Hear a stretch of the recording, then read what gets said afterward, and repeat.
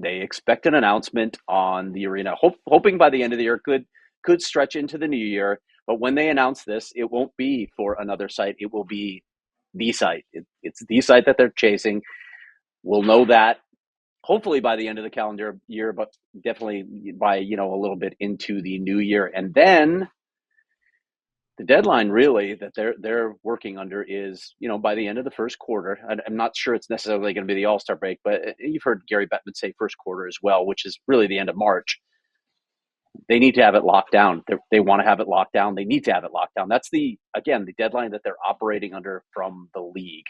The season basically ends 2 weeks later. So, if we get to the end of the first quarter when we hear 2 weeks, don't groan, because that is the end of the season. We've heard 2 weeks before with this organization, but that's the time frame now. And so I guess that's some positive news that they're zeroing in on the place. Again, we've been down this road a lot, guys. So let's wait. It's about the close. It's not about the plan, but at least we are getting some positive news that they're moving forward.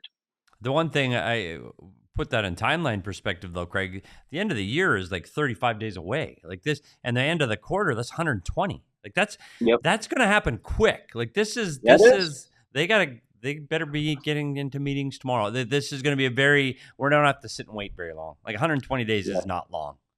Yeah, you got and again, I want to stress, they have to close the deal, right? These are complicated deals. They're going to try and do it without a public vote. That's essential. Actually, they're not going to go forward with this without having it structured to avoid a public vote. They're going to try and avoid lawsuits. Who the hell knows what can happen in this crazy state with all the crazy laws and groups that we have that might challenge it. So there are a lot of hurdles ahead. Let's not just. I know there's just been some characterization out there. Oh, they're getting ready to build the arena, that they're going to build it on this site soon. There's a lot of bridges to cross before that happens. So slow your roll on that. And I'm not telling people to be pessimistic. I'm just saying, have your eyes wide open. We've been down this road before. There's a lot of work to be done to get this deal closed.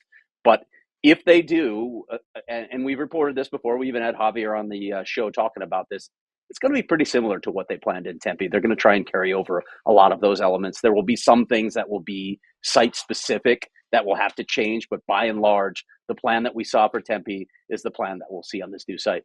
I think the biggest thing for me in this one is when Javier was on, he said, you'll hear something in the next 30 days, and there was the LOI earlier this year, and we talked about it for a week. It felt like when it was really nothing. So I just feel like the biggest significance, and I agree, everyone, this isn't the news, but just to know that the site they're going to share with us next is the site. That to me is the biggest significance of this news tonight. So, I feel hopeful. I had that feeling of hope when I heard this, when I saw your tweet.